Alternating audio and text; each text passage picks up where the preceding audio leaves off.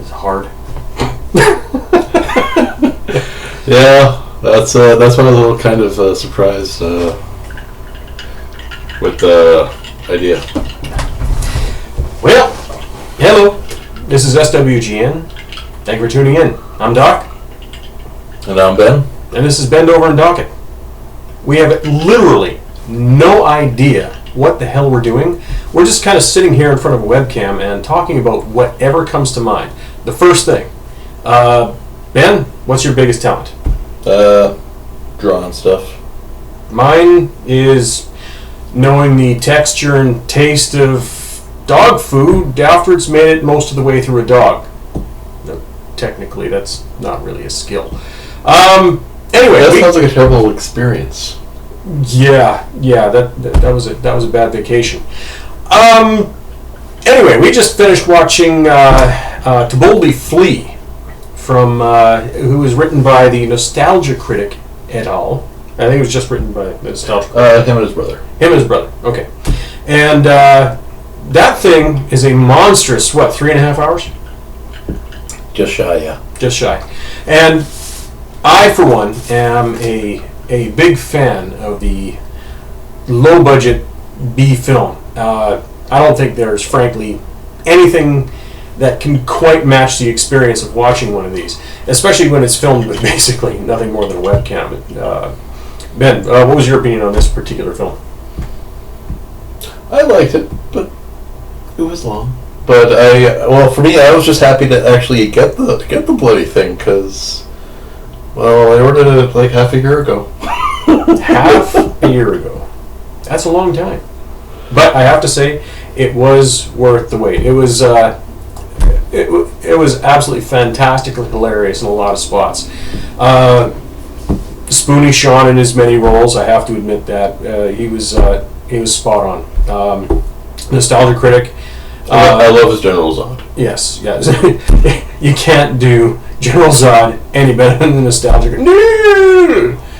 And, well, that's a General Zod thing, right? You can't do General Zod. Well, I guess new Superman never did that Neil thing, did he?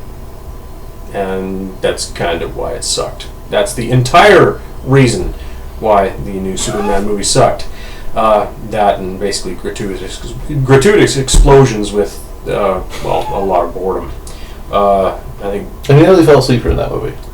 During the explosions. And the explosions actually made me tired. There's such a thing as explosion overload. I'm not entirely sure who the target audience of this particular film was, because I think it pissed off hardcore Superman fans as well as people. How did Michael Bay fans take it? Michael Bay fans? Are there any? Well, there must be. He's made millions. Yeah. I suppose the 10-year-old boy set would have been very impressed. But yeah, it was a bit much, I think. So aside from the gratuitous murder, it's a great movie for kids. Yeah, gratuitous murder. I think Superman did more damage than the Hulk in the Avengers, and both of the Hulk movies combined. It was a catastrophe. I think somebody did a study on the Superman movie, and he would have killed hundreds of thousands of people in that battle alone. And that's tossing Zod through buildings, not giving a fuck. Yeah, in all of the comics and other movies, he made a concerted effort to move himself out of populated areas, so he didn't do that kind of damage. But that didn't happen in this particular movie. I can only assume that this particular Superman enjoys watching buildings blow up as much as the Michael Bay fans. Well, I suppose he's not watching them blow up so much as blowing them up. But I'm not even kind of going to get into that particular rat's nest of psychology. Yeah, that's not a good thing. Anyway, so that's the new Superman movie fail, and I have no idea how we even got it. Oh, General Zod. Yeah, the Nostalgia Critic played a fantastic General Zod. Yeah, he did a skit before of General Zod basically reviews Christmas, so it's a very Zodmas. Very Zod. Yeah, that basically just takes an aspect of like snowmen and decides whether or not he would allow them to still be on Earth when he rules it. Yes. Stuff like that. The one thing that I kind of struck me as I was watching this particular film was that how much the nostalgia critics' style of acting was reminiscent of Weird Al Yankovic in UHF. Now, that is a movie I loved. Again, I love that type of movie. Have you seen that one? I don't think so. UHF with Weird Al? What does the UHF stand for? Ultra high frequency? But it's the upper channels of broadcast TV, and he owns a TV station, and he daydreams about movies. And anyway, UHF was a movie. Okay. Okay. I need to show Ben stuff other than anime. We're going to be watching The Big Lebowski later on today, which is a movie that Ben hasn't seen yet. I don't want to spoil anything for him or any of you who haven't seen The Big Lebowski, but it is literally the slacker movie. You cannot go through life without seeing this movie. Just like you cannot be a hockey fan and not watch Slapshot. And, incidentally, lately, the new hockey movie, Goon, which is fantastic. You don't get much more fun than those two movies when you're talking about sports movies. You cannot not mention Slapshot, and you cannot not mention Happy Gilmore. And I know this is going to make Spoonie extremely happy if he ever ends up seeing this. But Happy Gilmore was a good movie, Spoonie. It was. It was an awesome movie. It made me laugh my freaking ass off. Yeah. It was like one of Sandler's like two good movies. Yes, they were the same movie. Adam Sandler had a good movie. Yes, he did. Well, he had two good movies. Was The Waterboy the other one? Happy Madison. Happy Madison. I saw the trailers for Waterboy, but Waterboy was. It depends on how you are for taking Adam Sandler's "I'm a freaking idiot" speech pattern. Oh, okay. So if you have no tolerance for that, then you can't watch that movie. Ah, yes. Otherwise, it's entertaining. Yes. It's an interesting thing. I've literally seen one of Adam Sandler's movies, and I happen to like it. I haven't seen any of the other ones because none of them really struck me, except for The Waterboy, which is another sports movie. Actually, I like the his animated movie as well. Which one's that? 8 Crazy Nights. Never saw that one. Yeah, he's basically just Adam Sandler. Just Adam Sandler. Yep. Okay. Oh, he's coming for you. I don't know. That's Adam Sandler. A bad impression of Adam Sandler, but I'm not an impressionist. Yeah. Wait, impressionist? You don't impress people? I don't paint either, but impressionists? Yeah. No, painters anyway. Anyhow, we were talking about The Big Lebowski. The Big Lebowski is the slacker movie. Ben's going to be watching that with me later. It is something that he absolutely needs to see. He hadn't seen Slapshot before I showed it to him either, which was about 3 months ago. And we're actually designing a game together called Over the Boards, which is a minis game based on hockey. And well, I figured you can't really understand hockey or over-the-top violence in hockey without first watching Slapshot. And Goon kind of captured that feeling as well. Now, the one thing that Goon... Goon was also filmed in Winnipeg too, right? Yes, Goon was filmed in our hometown of Winnipeg, which is... Well, we live here anyway. Well, you live here. Yeah. Ben was born out of town and lives in town. I was born in town and live out of town, if that makes any sense. I don't know. Anyway, so we literally we're sitting downstairs. We had just finished watching To Boldly Flee, and I had this weird thing in my head. It was Ben. A little bit of backstory here. Ben has this wonderful rum called Kraken, and well, as I said, I'm Doc and he's Ben, and Kraken kind of went through my head, and I was thinking ass crack at the time, and I don't know why Kraken made me think of ass crack. It doesn't taste like ass crack. I think it's the Kraken part of it. Yeah, you know, Phil McCracken, right? Is a great Scottish name, and I was thinking ass crack at the particular time, and I was, and then I got to thinking of funny Scottish names and stuff like that, and then I thought Bend Over, right? Bend Over, and Docket, Bend Over, you know, Bend Over and Docket. It turned out kind of strange, but that's the way my mind tends to work. I do things like that sometimes. Now, where the hell were we? What were we talking about? We were talking about movies. We were talking about To Boldly Flee. Yes! And Weird Al. We were talking about how the Nostalgia Critic was a lot like Weird Al Yankovic in that way. Which incidentally is a compliment coming from me. I thought Weird Al Yankovic was frankly due an Oscar for that particular performance. He was frankly moving, very moving. Now we're I don't know why we decided to do this, other than this silly title came up in my head and we just decided to throw something up there and start recording. And believe it or not, my language is usually a lot more foul than what I'm using now.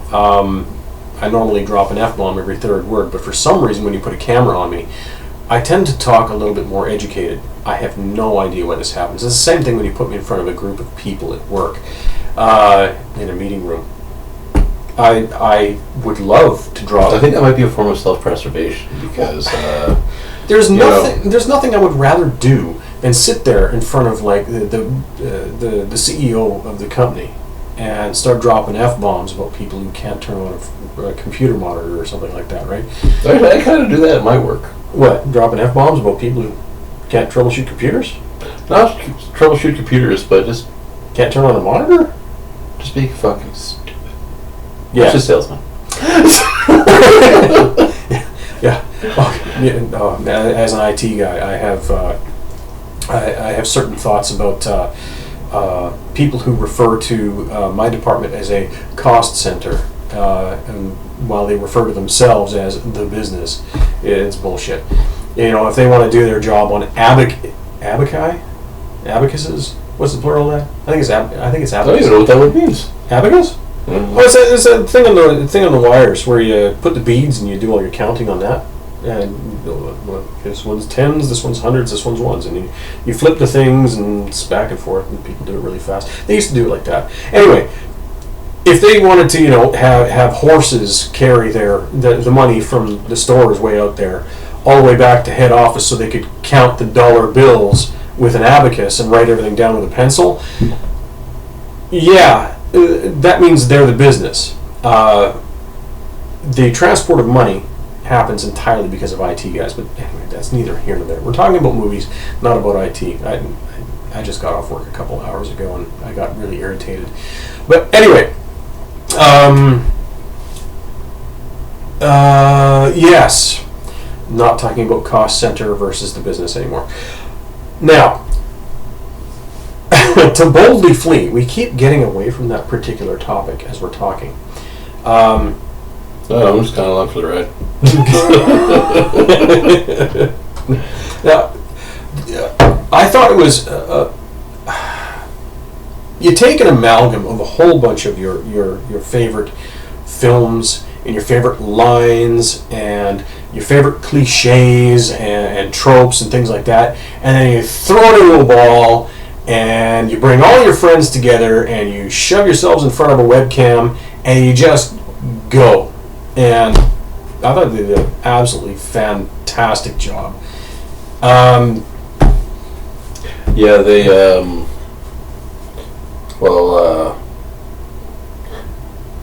with those movies, because this is, I think, that was their 4th year anniversary. Basically, a lot it's the show is entertaining, but it's also really entertaining to actually go and watch the commentary just to hear their thoughts on it, and you hear a lot about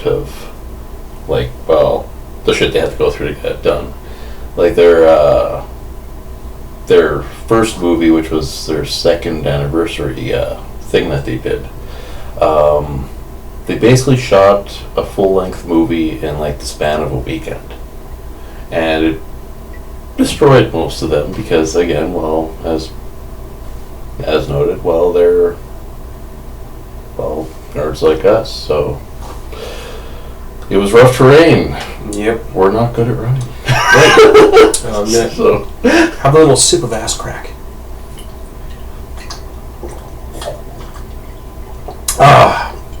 Now,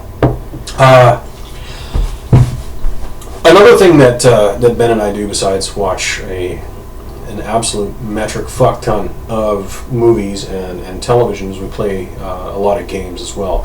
They tend to be mini strategy games mostly because you can tend to knock off a mini strategy game in a couple hours, and working full time, being a dad on my end and an uncle and helping his parents at the farm like Ben does. We don't have a lot of time to and game design and a whole shitload of other stuff. Don't have a lot of time to really get into a role-playing game campaign these days, which is kind of a shame. Yeah, basically the best I can do for the most part is I like to watch other people play because for past experience showed that I couldn't be a reliable player, so I would always be I couldn't trust my schedule to remain the same and not screw over the rest of the players, so I usually don't play. Yeah. And so basically if the opportunity comes, I'm more than happy to sit in on a game though, because it's entertaining storytelling. Exactly. Well, Over the Boards is, and I guess the webcomic that's going to be coming out, Sacred Ice, those are almost kind of ready to go. Once everything is kind of up there and out, it's going to be reducing a lot of the time that we spend on it, and it's going to allow us to do a lot more stuff, like get into a regular role-playing type game. I'm hoping maybe on the Fridays or something, like every second Friday or something. Mm-hmm. I have a campaign world in mind. We're going to be giving that a shot, and that's one of the things that I miss about a lot of the things that I used to do as a part of nerd culture, was the role-playing game aspect, the escapism of it. The whole game design and the strategy game and building communities around that type of thing and competition is good and it's fun, but there's an aspect to role-playing that you don't get from any other kind of game, and that's the escapism. I used to do a lot of live-action role-playing games as well as the tabletop role-playing games, because I like doing the cosplay and the thespian aspect of the live-action role-playing games.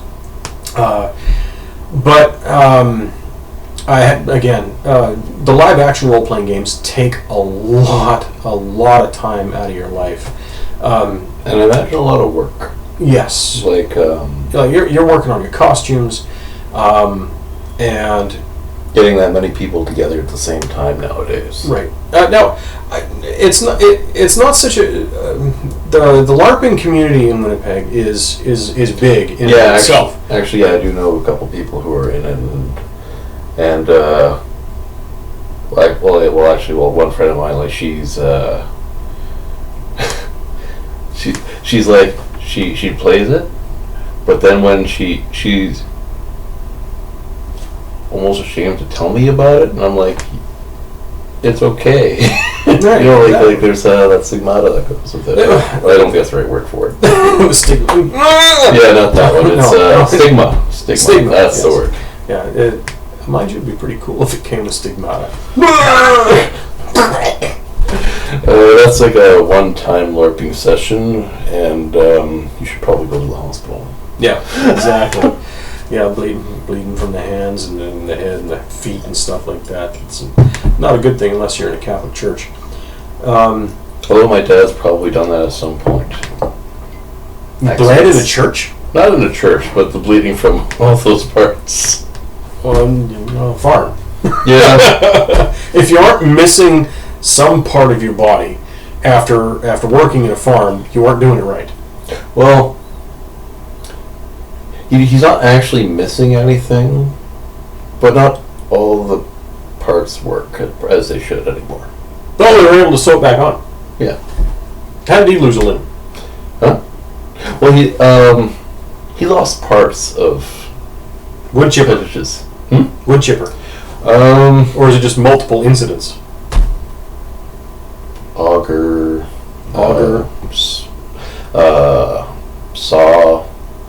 Saw. Maybe another saw. Sharp things are bad. Farming.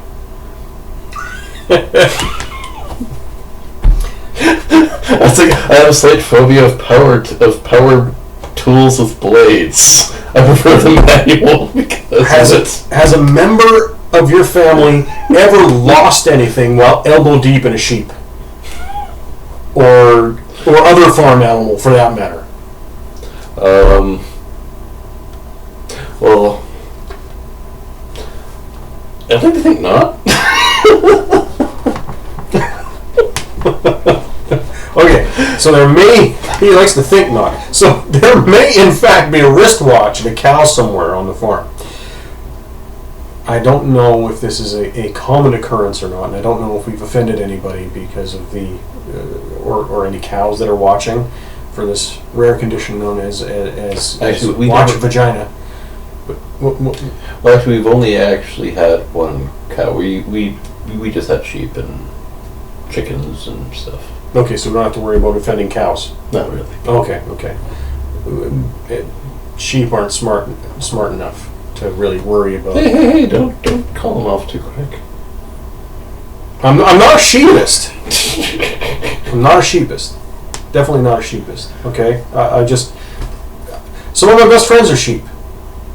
Yeah, I'm Scottish. Trust me, I know. Okay, I makes me glad that we don't have sheep anymore.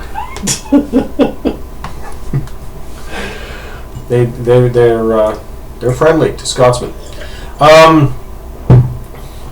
Where the hell are they going? Oh yes, right. Farm animals and weird things that happen to farm animals. Did you know that when certain farm animals give birth, that they can pretty much turn inside out? Yes, I did know that. Well, you told me. I didn't know this. Now, they don't tell you a lot of things about why certain things happen when, say, you're taking your paramedic classes. I took paramedic classes, and I've done some emergency medical work and things like that. Now, when you're helping a lady give birth in a non-optimal condition, you have to kind of hold certain spots so they don't tear and whatnot. And you have to make sure that the baby doesn't come shooting out, right? Now, I've got something else. I've got another comment on this later. Remind me. So you got to make sure... Projectile baby? Yeah, you got to prevent that. Now, it's never happened to me. Like, I guess it wouldn't happen to me. I can't shoot a baby out of my crotch. it just can't happen. I thought that was just a movie thing. Look, movie thing? There's a movie where babies shoot out of people's crotches? Yeah, it's usually a parody movie, like a scary movie or something. Oh, yeah, that kind of movie, it totally happened. I guess it kind of happened in Meaning of Life, too. But anyway, you got to hold certain spots. Well, this is old training, like, 15 years old or something like that. You got to hold certain spots, and you got to make sure, like catcher, like Johnny Bench, as it was once said. By I think it was Robin Williams who mentioned the whole Johnny Bench catcher thing. No, Bill Cosby. Bill Cosby said that. You got to make sure that the baby doesn't come flying out, right? Now, I did understand why you don't let a baby just come flying out. You can't have babies skipping off the pavement. Right? That's not a good thing for the baby. So, you gotta make sure the baby doesn't shoot out of there. But that's not the only reason. Babies skipping off the grass and rolling and ending up in dog shit or something like that is not the only reason for preventing the baby from going flying everywhere. Apparently, the whole uterus turning inside out thing can actually happen to human beings. Although it's much, much rarer. I didn't know this until Ben told me that one of his sheep turned inside out one time. Not only one. Not only one. Apparently it's a regular happenstance with sheep, so that's why you gotta... Right? Well, it's kind of a problem with how they eat food, and they put too much weight back there. Well, it's gravity. Yeah. Right? Gravity's a bitch. Yeah. So, mortality rates, coincidentally, among sheep were much higher back in the day than they are now. I don't know if that's kind of a human thing that we've kind of imposed on the sheep, where they don't give birth as effectively anymore, or whether sheep back in the day before domestication just kind of went bleh, and then died. You can't think they evolved that way by themselves. Otherwise, they wouldn't have evolved. I think that I think the problem is why would I mentioned gravity with that.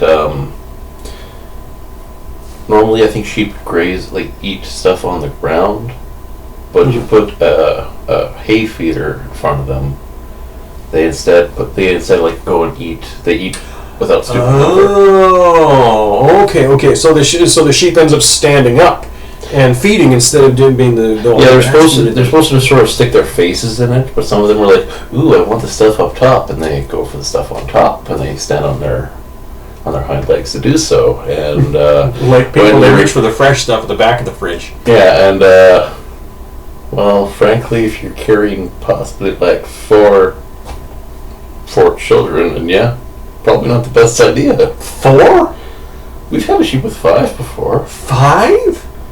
I thought sheep were like cows and horses and people, and they gave 1. No, they it was pretty. It's usually 2. Okay. We just get a lot of twins, occasionally triples, but for you to have 4 or 5, 4 is rare, and all them all surviving. We actually had 5 once, and they actually all lived. So, well, that's good. Yeah. Anyway, we got into this whole birth thing because apparently it just blows my mind that an animal can turn inside out, but apparently that is because of what humans have done to the animal during domestication. We've had the feeders up here, and then the sheep goes up, and the insides fall at the back end.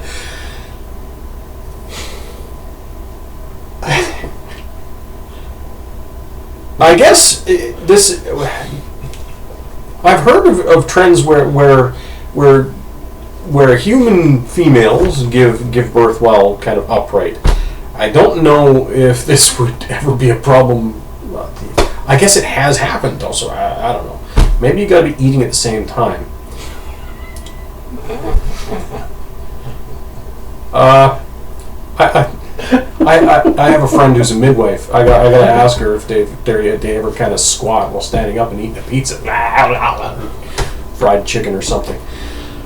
Yeah, so I don't think so. No, I don't think Bodhi ends up feeding her I probably shouldn't have mentioned her name, but no, it's fine. I think she would like being mentioned, although probably not in this video. I don't think anybody's ever going to want to be mentioned in one of me and Ben's videos. Title: Doc and Ben. Bend over and Doc. Yeah. Yeah, so Yeah, it's a strange thing. Anyway, the whole thing. Comic books. Moving over to comic books, but staying within the whole birth vein.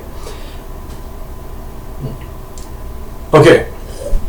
As somebody who knows a great deal about human biology, the reason why mammals can give birth is because our bodies, well, I guess not our bodies, I don't have birthing muscles per se. Although I have squeezed out some pretty magnificently sized craps, I don't think they come anywhere near near baby sized. Although I have had a couple 3 flushers. I remember one time I actually had to cut one with a hanger just to get it down. But that's a different story for a different time. Anyway, I'm sure we're all looking forward to it. Yeah. Anyway, so I was thinking, since the human body, the human female body, ejects said offspring using muscles,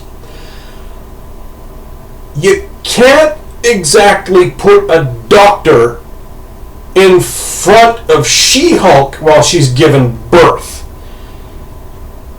She-Hulk has muscles, okay? She's really got fucking muscles, okay?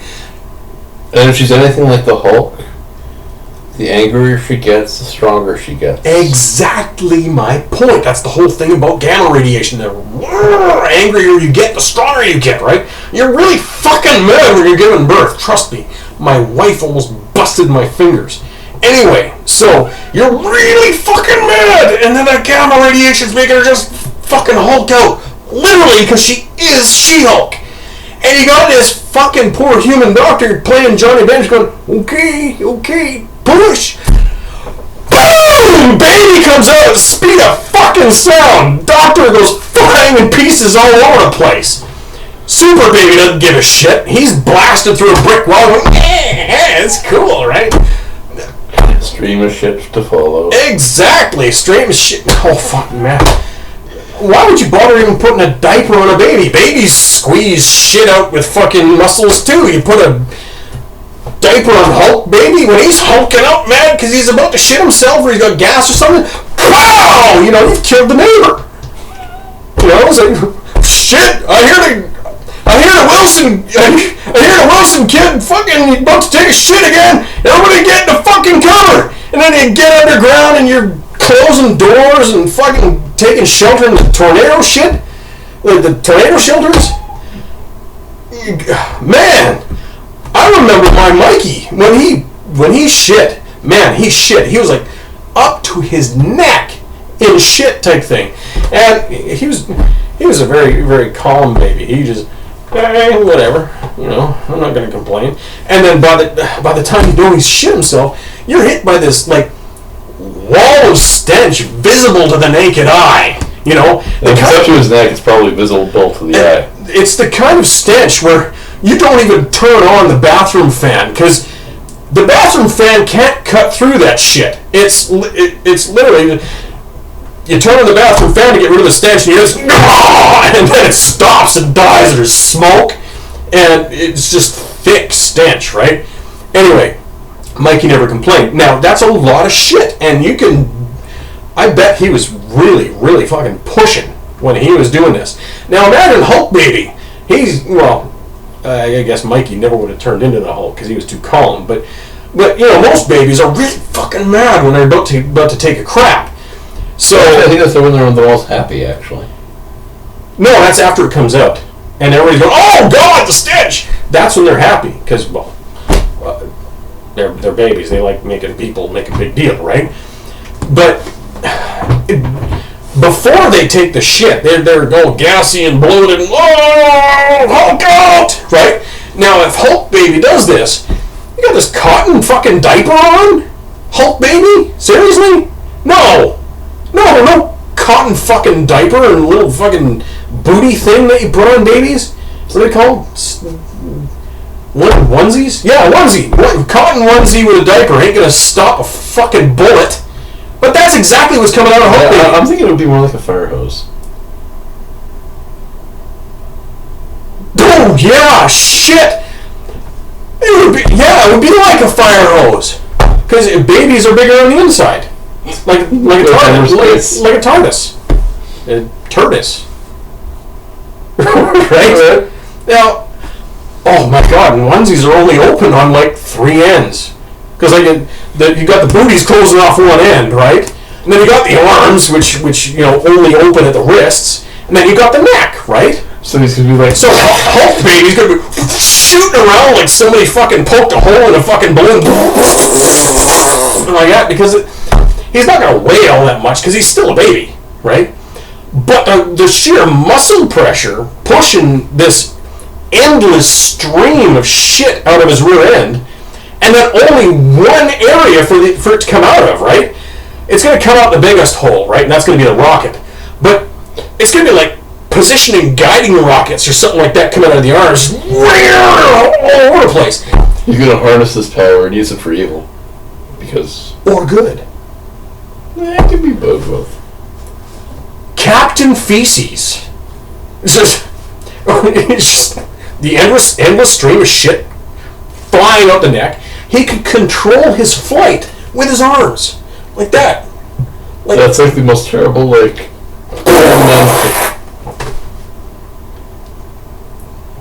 That's like something Iron Man would do when he's like really, really drunk.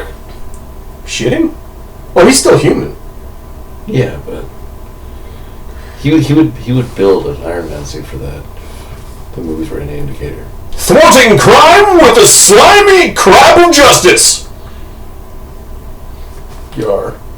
Covering it with a thick coating of bowel juice. I don't think you should describe it like that. No. No. Again, you're talking to the guy who's not only felt, but, tasted dog food after it's been most of the way through a dog. Not quite all the way, but most of the way. And in copious amounts. It was not a pleasant drive. And how did you manage that? I am just glad that I had the Bluetooth on at the time. So my wife could hear our dog puking all over the inside of her car. It was... Actually, you know what? It's time for that story. It is time for that story. Okay. We're heading out to basically my personal favorite lake in Manitoba, Falcon Lake. Grew up there pretty much. Every summer we went out there, and I'm doing the same thing with my kids, and it's for the first time, and this is last year. First time I am proudly taking my kids to the lake that I went to when I was a kid myself. And I am happy as a pig in shit. And I got my dog with me in the passenger seat, kind of belted up. In my wife's car, we got this. We even bought this really expensive, like seat belt thingy for him and everything. He was all comfy and good to go. And then seat belts. Oh yeah, dogs have seat belts. You need to restrain them. It's the law. Oh, I just saw you put them in like the little kennel thingy. No, we couldn't fit those in the car, so we had to buy a seat belt thingy. Huh. Yep. Anyway, so he's sitting there, and this is not a small dog, by the way. He's a cross between a German Shepherd and an Aussie Shepherd, and he weighs about 70 pounds. And this is the first time we're going, I'm happy. I got my first dog, and I've wanted a dog since I was a little kid, and I've got my kids, and they're coming with me and following the tradition of good old Dad coming down to Falcon Lake. The rain's following us all the way to the lake. Just like my dad, people used to tell when we were coming to the lake by the storm clouds that were coming in, oh, Wilsons are on the way! And so even that's happening. I'm going, this feels right. This feels right. My dad may be gone, but his spirit is living on in me, and I know this for a fact because the gods hate me too. And so, Okay, fine. so anyway, we're driving. We're in tandem. She's got my car pulling the trailer and stuff like that, and she's got the kids with her. I've got her car, which is packed full of a whole bunch of stuff. I got like a bunch of wood and stuff in the back seat. It's like totally full. And I got Buddy, which is awesome name for a dog, by the way, Buddy. The more enthusiastic he is, and the dumber he is to match it, Buddy is the perfect frickin' name. Trust me. You're gonna know why in a second.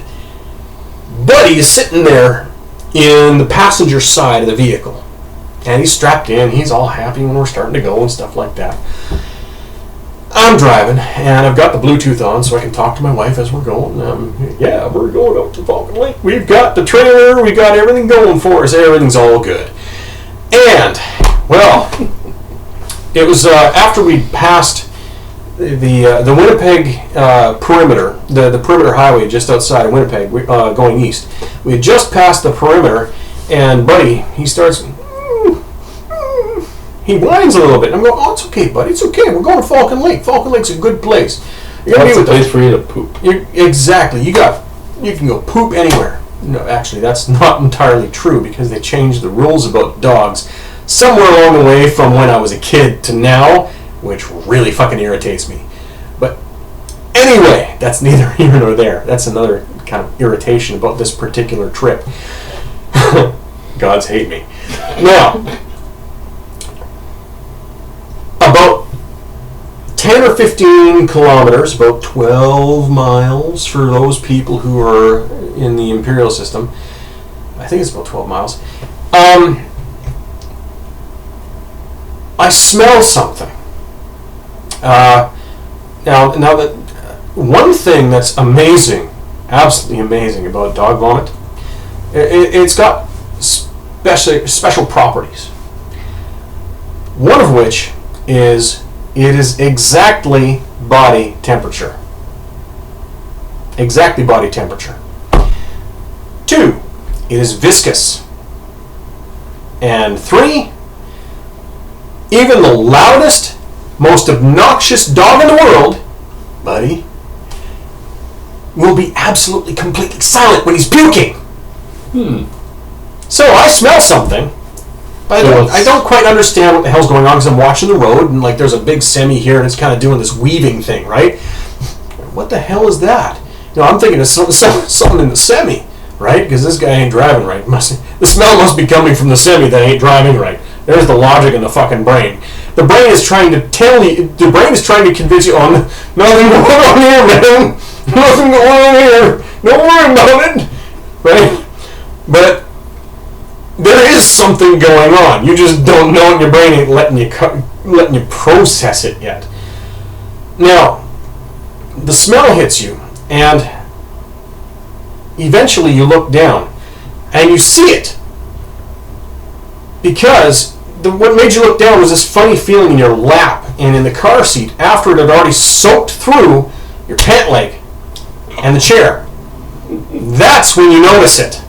After the damage is already irreversible, you're going to be driving the puke-filled seat and pants by the time you notice it, because it's body temperature, and Buddy has done a stealth puke right in your lap. You just thought he was resting. Not the case. And they're going, oh, God, oh, no! My wife, she hears this, she goes, oh my God, what's happening? Because she's on the Bluetooth. Oh, Buddy puked! Buddy puked all over me! Oh my God, my car! Your fucking car? Dog puked on me! I'm sitting in puke right now, traveling at 100 fucking kilometers an hour! Dog's puking up! And that's when the dog pukes again, but he's looking at me. And he gives a little... Why are you yelling, Daddy? He gives a little bark before he pukes, which gives it that extra force. So I went, Ah! Right in the mouth! Like a fucking puke sniper. Just wah!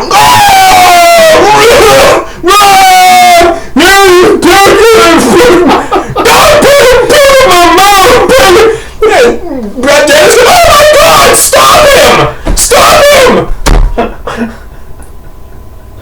How can I fucking stop a dog from puking? He's not a hole in a boat! I can't fucking cork him! I can't stick my finger in his fucking throat! Actually, I think that might make it worse. Oh, yeah. Like I need... Oh, yeah, no, that's not good.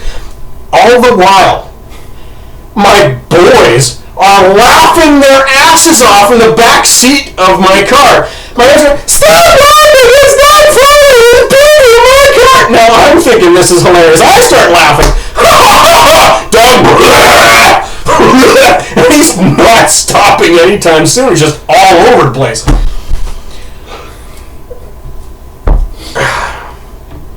This goes on for 112 kilometers. And when I get out, I am sitting in a pool of puke. There's a pool of puke in the seat next to me. Buddy I'm spitting myself. He's not a happy puppy. He's, oh God, what have you done to me? It's like he's taking a bottle of Ipecac. It's bad. It just, hold my ears back. Hold my ears back. It's like a... My face hurts. It's like a long-haired teenager at the bar. Anyway, so we finally get there. We clean out the car. It was I was covered. How did we begin to start cleaning that? Man, we had a lot of paper towel going out there because it's kind of necessary to clean up after you have meals and stuff like that. That was all gone. And I still had to go out and buy more. And my wife wanted me to do it before we unpacked the trailer, which means my clothes are in the trailer. So I you're soaked in puke. I saunter into the store, covered in vomit, from mouth to crotch. Actually knees by then. Knees to mouth. Hey, how's it going? You got paper towel around here? Can I have service in aisle 3? Meanwhile, people are going, holy fuck. I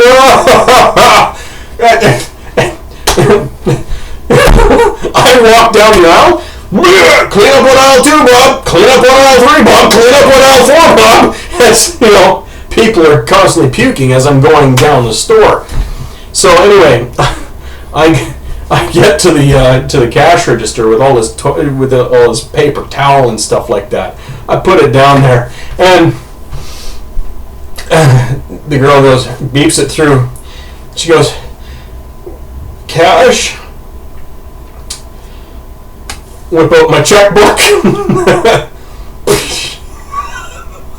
Open it up to my next check. Write it down as the check is falling apart and puke stuff. Rip it off and go, I'm paying with check.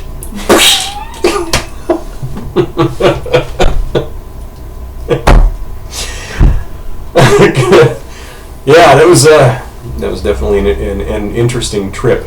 Now, what got me onto this dog puke thing? I think I mentioned at the beginning of this particular episode. Before this was baby Hulk poop. Oh yeah, baby Hulk poop, right? Projectile stuff, and then got into the dog stuff. Anyway, so this is where most of my ideas when it comes to writing and game design come from real life. I am probably, I would say, the only game master in North America, if not the world, who can accurately describe the taste and texture of green slime or any type of slime-like creature, or gray ooze, and what it feels like to be immersed in this stuff that eats flesh on a regular basis. I didn't get burned, by the way, by the dog puke. I think that's a myth about dog puke melting people. Yeah, I don't think it actually melts people. I think people are just scared of it. If my wife's reaction was any indicator, her car was never quite the same though. Especially on a hot summer day. Exactly. Mm. How long have we been at this there, Ben? I don't really know how this thing works, so no idea. Okay. Anyway, I think we'll turn this off just in case we run out of space. And we will come up with another episode probably next week. And we'll go from there. And see how this goes, see if we get any views. Have yourself a good night, or day, or whenever you're seeing this. Again, this is Bend Over and Dock It. I'm Doc. Ben. And this is SWGN the Schwagon. Good night.